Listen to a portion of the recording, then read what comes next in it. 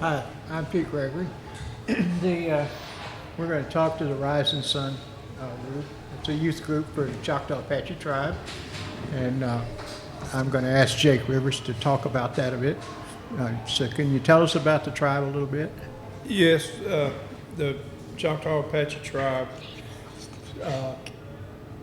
the members have been in this area for an unknown time that I know of, and we were kind of pushed together to form who we are today. Basically, in my eyes, and this is just my opinion, by the Catholic religion, when the Spanish and the French came here to spread Catholicism.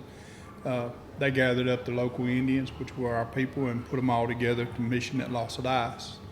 If you know the history of this area, the closing of Los Adias, they were forced to leave Los Adias. The Spaniards and the Indians that were there were ordered to San Antonio, which really didn't pan out. They ended up in Nacogdoches, and from Nacogdoches they drifted across the Sabine River and formed a little community called Ebarb, Louisiana.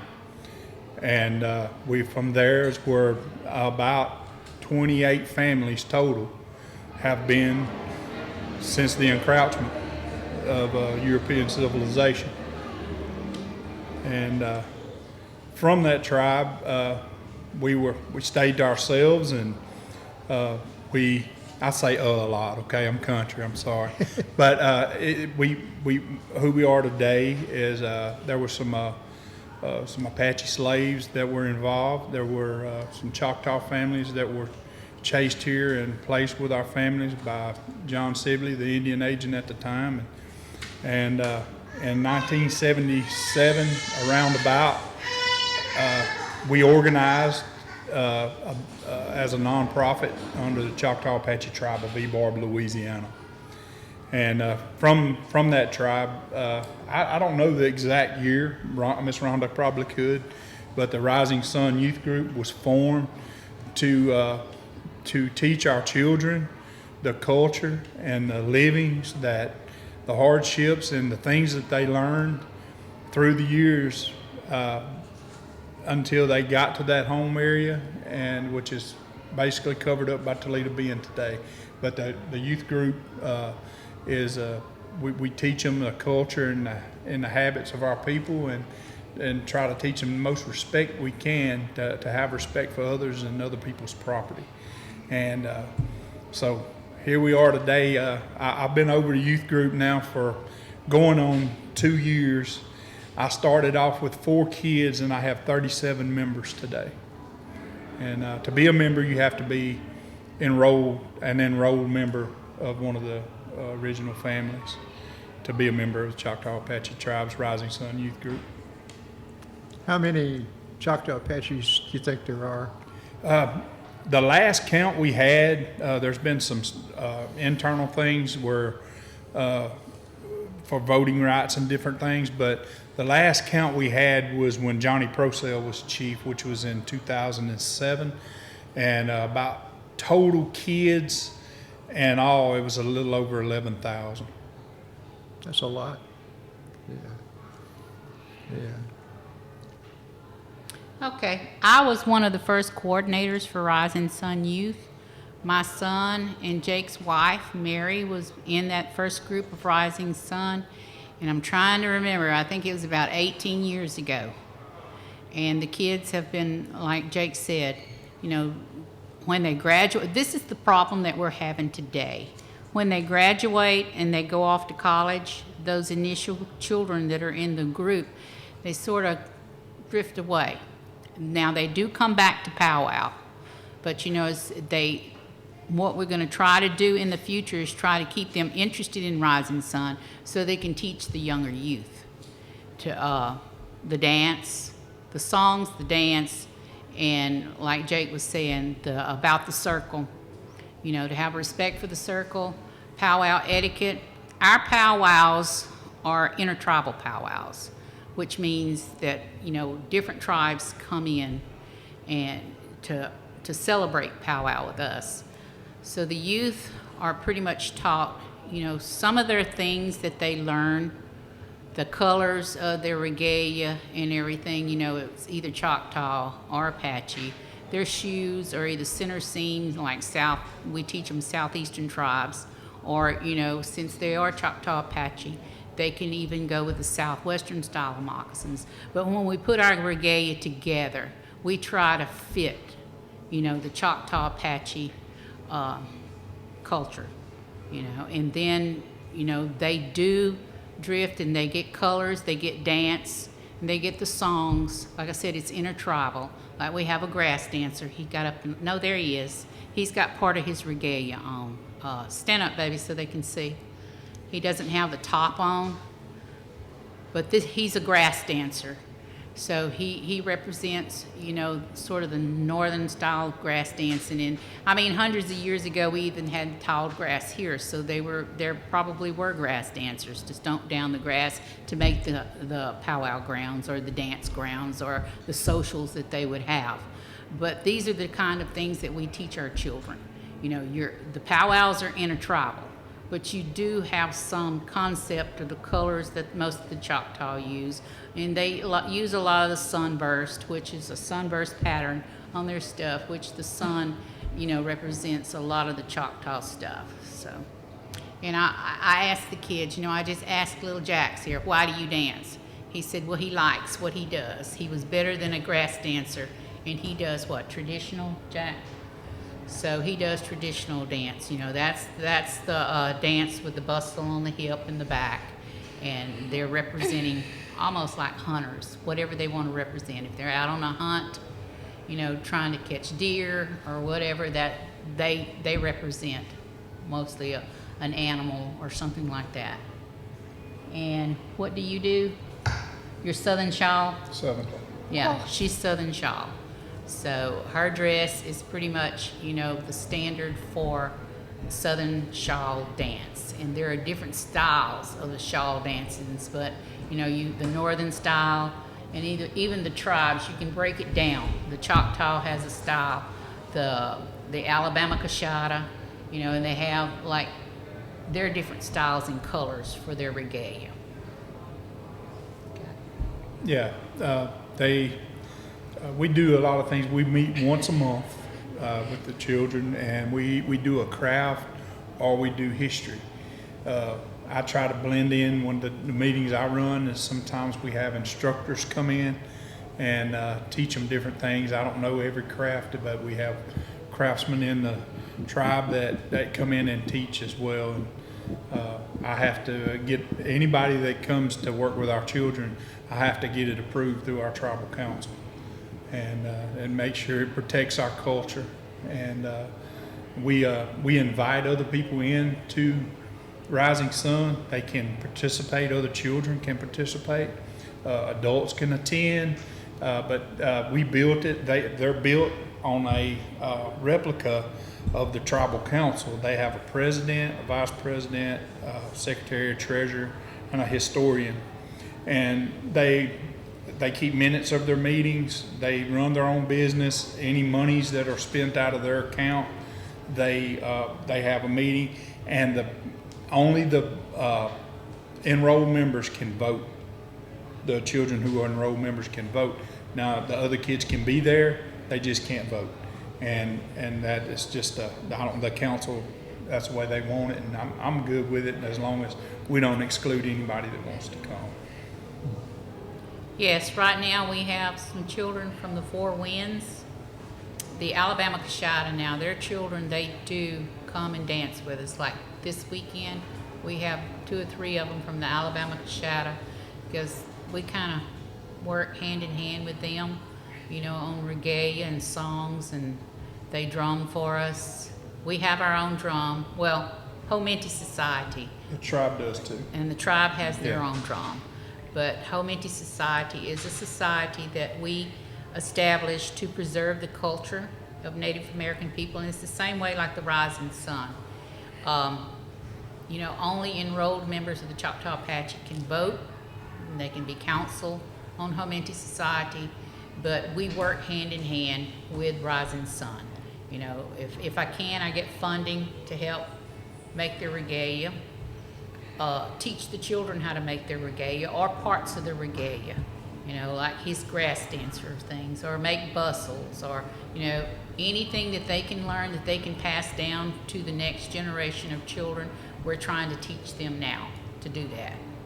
And that's what Jake was saying. They meet once a month, and they'll either make fans, they'll make leather bags, they'll, you know, they learn how to make ribbon shirts, ribbon skirts, their dresses.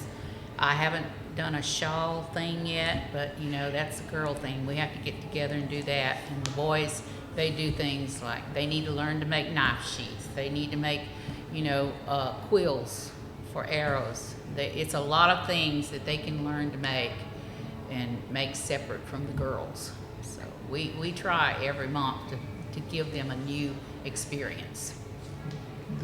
The end of this month is our end of summer meeting. And it's kind of a special meeting to us and our elders. We're going to tour the Sabine River below the Toledo Bend Dam with 3 elders, Johnny Procell, Johnny Rivers, and Mr. Kenneth LaRue, who were all displaced by Toledo Lake. And they're going to tell us the hardships that our elders went through, the heartbreaks. They're going to talk about the construction of the dam. And we're gonna learn that from, you know, firsthand experience, the people who lived it, and then we're gonna have a swimming party, and we're gonna make a craft. We're gonna do dream catchers. We're gonna make dream catchers and explain the significance of that. That's just kind of our end of the year deal to bring everybody together. Some of these children travel as far out as from Houston and Cleveland to their tribal members of Choctaw-Apache, and they come every month. They come to the meetings to learn their culture. They're just coming in as tribal members in the last 2 years. Got any other questions, Dr. I don't know. Y'all have any questions? Y'all just give us some questions. Yeah. We'll try to answer them. The, You know, I lived in Sabine Parish all my life. I lived on Bayou C. It was, my daddy and him lived on the, I would call it the south end of Bayou C, which was like a bayou that ran along a big hillside where our cemetery, first cemetery was ever up there, started in 1792. So, and then Daddy and him moved on to the east side of the Bayou C, and we had land there, and I grew up there, and I can remember going to the Sabine River, fishing and catching crawfish and stuff. I used to laugh and tell Daddy and him they would use us for bait because we would stand on the edge of the shore and with a flashlight to make the crawfish come up after dark. And when the crawfish came up, the big gar came in after the crawfish. And I said we were like bait with the crawfish. And they would spear those big gar, and they would weigh anywhere from 150 to 200 pounds. But once Toledo Bend Reservoir came in, well, I was already in 9th grade, high school. Well, my dad said, you know, well, that was too much water for him to watch too many kids in the lake. So we discontinued going to the lake to go fishing and everything. So I missed that after that. Yeah. For those of you who came in late, that's Rhonda Gaucher. Rhonda Gaucher's just received a festival award today, and she's one of Natchitoches' highly renowned figures now as a culture bearer. So we depend on Rhonda for lots of things, and she goes way back with Choctaw-Apache. I remember when the youth groups were tentatively just started up, and Rhonda and Miss Teresa Rivers started a group early on. Jake probably doesn't remember it, but we took a drum class together, and with a Caddo friend of mine, and Yeah. I'm the one that was always pushed on. He'd say, "Get off the drum," and stay off beat. He'd say, "Get off the drum." And Jake did good, and Jake's son's a good drummer. Yeah. And so they started the drumming and singing for the group, I think. Yeah. But that's maybe 10 years ago. Probably 12. 12, yeah.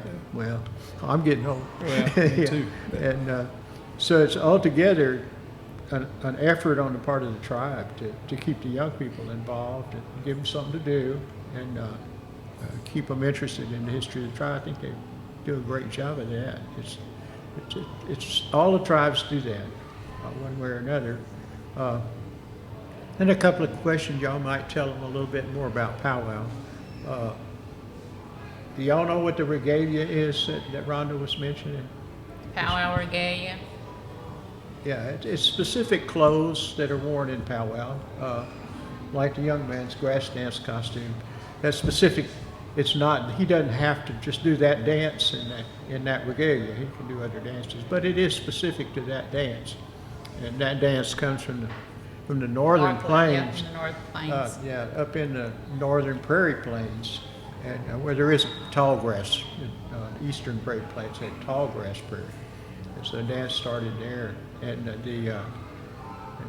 so if you saw the performances today, you saw a jingle dance, and they explained the jingle dance Fancy to them, dance.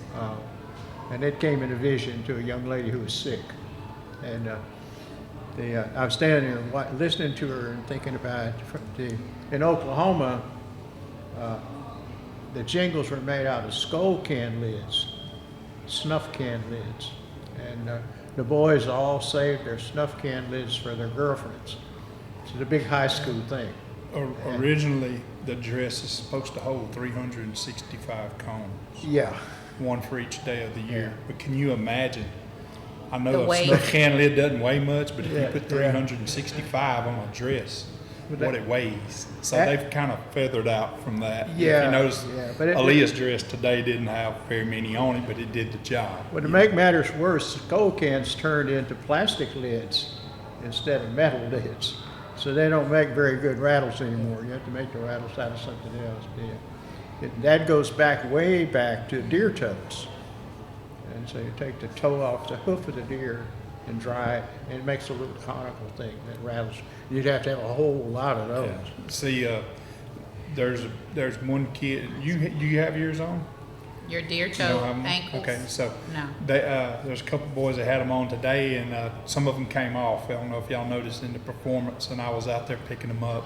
Oh, yeah. They're not supposed to stop and touch anything that falls off the regalia. They're supposed to actually, when they see it fall off, they're supposed to stop, and the arena director comes and picks it up, and he gives it back to them, unless it's an eagle feather. Then there's a ceremony. If you drop an eagle feather, there's a ceremony that has to be performed by. Now it would be a veteran, because to truly bless a eagle feather and gift it back, you have to have taken blood in battle. And our veterans are some of the only ones that have ever done that. So if you see a combat veteran in a circle, everybody's bowing down to him because he gets the utmost respect from everyone. If it's an eagle feather, sometimes people put a handkerchief over it and leave it until somebody who can come pick it up will come and pick it up. And eagle feathers have lots of power. They're Yes. special. Yeah. So what are the girls regalia? Jingle dresses and Jingle dress, southern shawl, fancy dance. Those are the ones that are most popular. The fancy dance, the shawl, when they dance, it almost represents a bird in flight or a butterfly, and they got fancy footwork. So, and it's got a lot of ribbons. At one time, they did it with fringe, and the fringe is so heavy. It's sort of like the jingles. Out here on my table, I have a shawl that I made for my daughter in 1997, I think, and you pick it up and it's real heavy. So they went to the ribbon.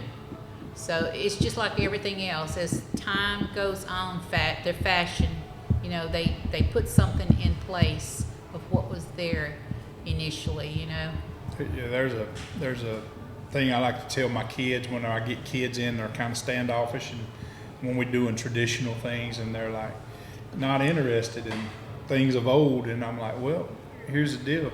There's also a current history being made, and things change, and there's a kind of like pop culture in Native America too. Yeah. So And the boys, the men, oh, I'm sorry, go ahead. No, I was just gonna ask, we could hear from The youth, the youth. they're very shy, so I don't know. I mean, you know, they're trained to be quiet, so. What's their, maybe what's one of their favorite activity when they come together for their youth day? What's your Steak favorite? ball. What's your favorite? Stickball, say it louder. Steak ball. So y'all know what stickball is? Native American stickball, do you Yeah. know what it is? Okay. No. No, more like maybe Lacrosse. cricket. Lacrosse, Yeah, yeah. Like lacrosse. lacrosse. It's like Only- lacrosse. Only as there's most of the time they play it barefooted, and it's full contact. Yeah. So Yeah. You play And with it's- 2 sticks instead yeah, of one. 2 sticks. And it's And tired. lacrosse, you have one. And what about, Mine was probably making moccasins. That was really fun for me. And a purse, those medicine bags. Yeah, the medicine bags. The medicine bags, what you put in the medicine bag? I'm not You sure. can't remember. I Cedar, think it's natural, like grass. yeah. Cedar, Sweetgrass. Sweetgrass. Those are 2 things that you carry in your medicine pouch. And when you're older, you put tobacco. And when you're older, you can put tobacco in it, he said. So, that's some of the things that they do.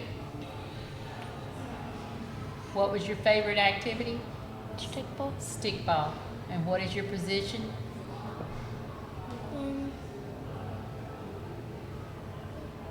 I forgot. You Not forgot. paying attention. You forgot. Yeah. But they're gonna try this, they said they're gonna try to start them a team because girls and boys can play It's now. co-ed. It's co-ed. And, there's probably 30 people on each side. So you got a lot of people on the field playing, trying to chase a little ball about the size of an egg. Yeah. would they play other Yes, youth groups? or- yes, if they are, you know, if they train good enough, they can get out there with the older folks. Yeah, if I can put the youth together, but man, if one thing I've learned about this youth group compared to whenever I was over the youth years ago is that baseball and basketball in high schools have really taken off, and they play in year-round travel ball, basketball, and baseball, and it's hard to get something else in with them. But I need 20 players, and we've been invited to Oklahoma to practice a scrimmage next month. But I don't see it being a reachable goal. School starting back.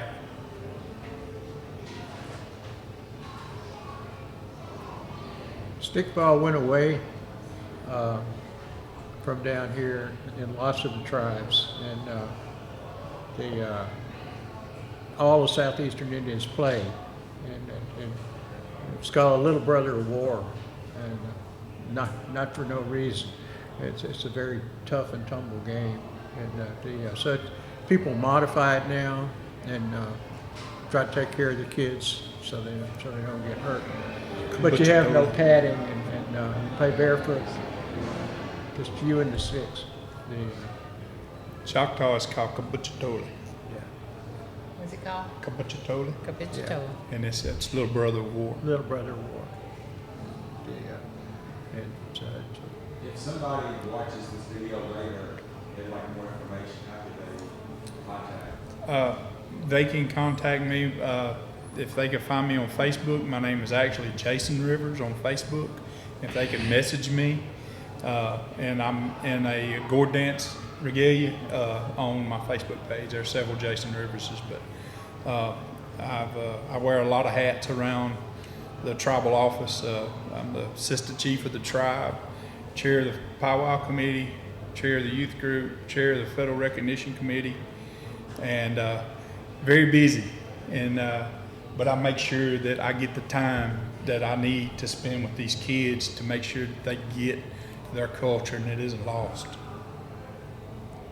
can you tell me a little bit about the gourd dancers? Gourd dancers are used now.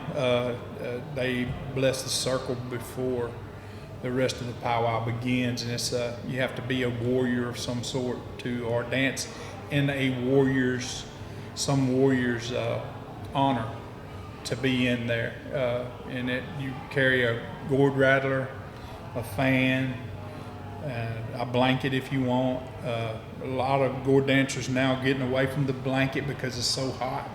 They just wear a really nice white shirt with a Pendleton tie or a bolo, and like I said, a lot of the older guys, especially the veterans, you know, that's a big deal for veterans is the gourd dance, and they most of the time I tell people that they need to be invited in to a gourd session, but you can come in, they'll welcome you with open arms, you know, and I've been seeing lately a lot of kids coming in dancing gourd, and but you know, we love that, you know.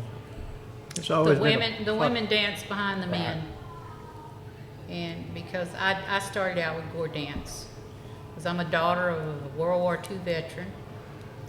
I am a mother of a Coast Guard veteran. I'm a mother of an Air Force veteran or Iraq veteran. I'm a mother-in-law of an Iraq veteran. I'm a mother of a Navy veteran. I am a grandmother of a Marine veteran. So I represent those, and I used to record dance. I'll probably get back into it this year because I had knee surgery, so now I can get back out there next year. It's mostly it was built around veterans, warriors, police officers, firefighters, welcomed in with open arms. That was me. I didn't serve, but I policed for 20 plus years, and I got invited in by Johnny Procell. So we try to make as many powwows a year as we can. And for ones that don't know, you know, our neighboring tribe, the Daikato, Chief Rufus Davis passed away last year, or this year, and his son Mark has got his position, and he's having his first powwow in October. And my wife, Mary, is going to be head lady, and I'm going to be head gourd at that powwow right here locally. October? In October 21st, I think. But I've been waiting on a flyer.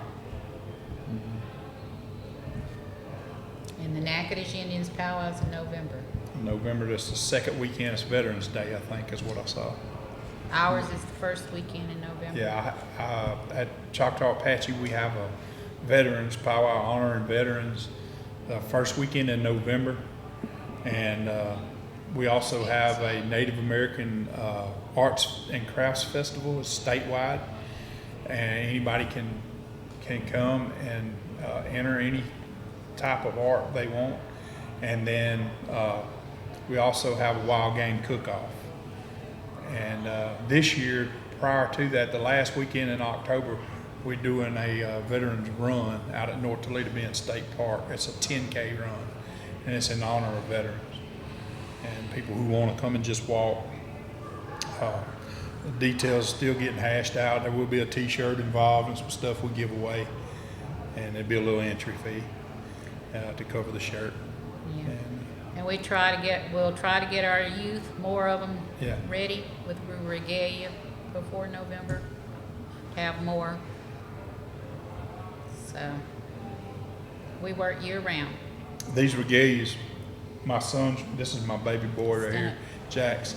His regalia, I have a seamstress that we use for our family, and he's just a child.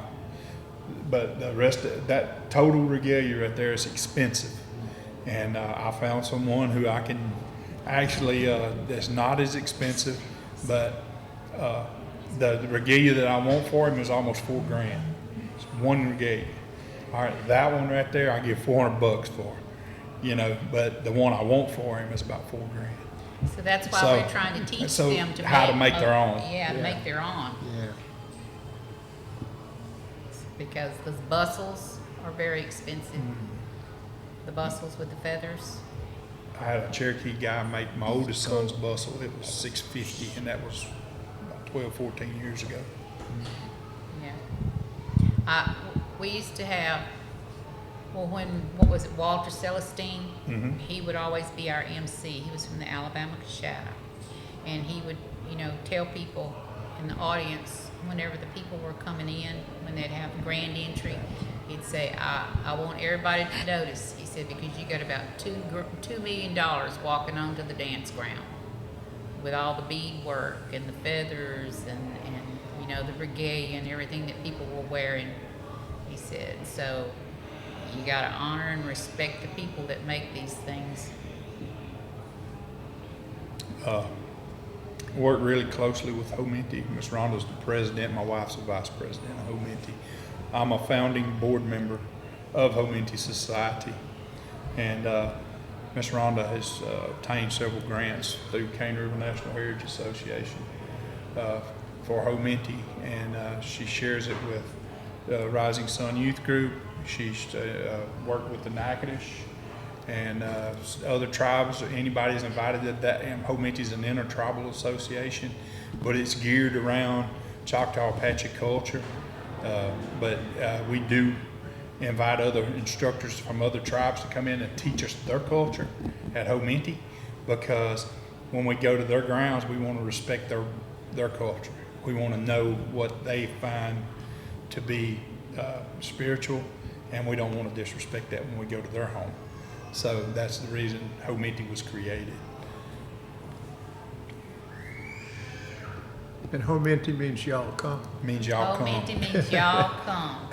Out at Ebarb, there is Ebarb is divided up into little clan groups. So you got the Minty, the Che, and the Bears. So the Minty, Saps.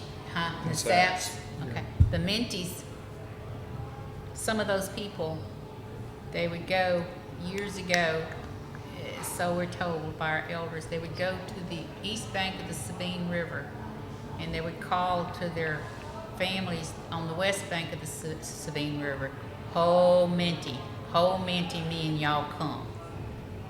Come for a social, come for a celebration. So we named our society Hominti so they would come. The tribal council and Hominti are two separate entities. I just wanted to be clear on that. So Choctaw-Apache Yeah. Council and Hominti has its own. Yeah, Hominti Just- has its own nonprofit. So, anything else, Dr. Pete? Any questions?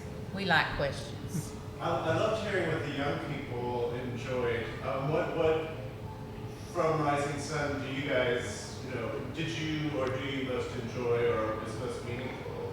Well, I enjoy teaching the youth. That's the most meaningful thing that you can do, is to teach the youth what you know so that they can pass it down. The proudest moments I've had is whenever we teach things to them about etiquette around the powwow.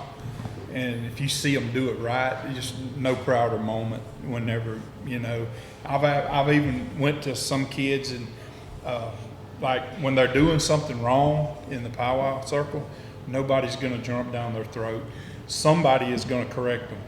And I had to let my kids know that at some point, some stranger may come up to you and tell you you're doing something wrong. Don't get mad about it, and he's not getting on to you.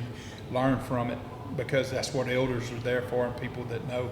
And but another thing is when our youth group is in public, like today, our kids are selling drinks over here, and the money goes to them for their activities, for the crafts, parties, whatever they want to do, motel rooms if they want to go somewhere.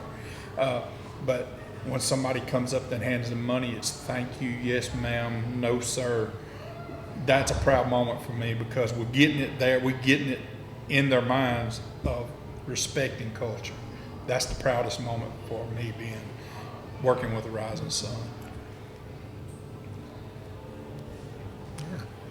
Well, I think that's great. I think it's great too. Yeah, and I hope you get on. I hope you get them all eventually.